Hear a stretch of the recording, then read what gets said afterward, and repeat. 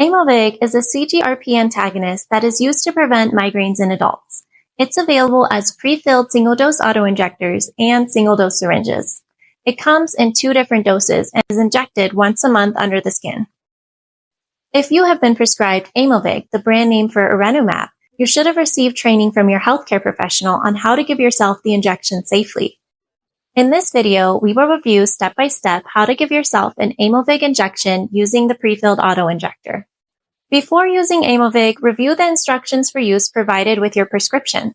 When you are ready to inject your dose, gather your materials. You will need your Aimovig autoinjector that has been at room temperature for at least 30 minutes, a piece of gauze or cotton ball, an alcohol swab, and a sharps container.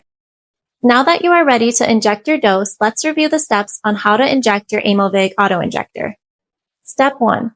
Check your pen to make sure the medication isn't expired, frozen, or cloudy. It should look clear and colorless to slightly yellow and shouldn't have particles in it. Step 2. Wash your hands with soap and water.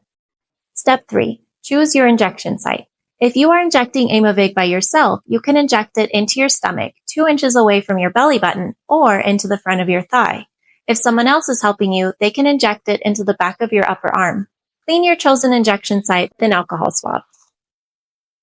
Step 4. Remove the white cap for the 70 mg pen or the orange cap for the 140 mg pen, and either stretch or pinch your skin.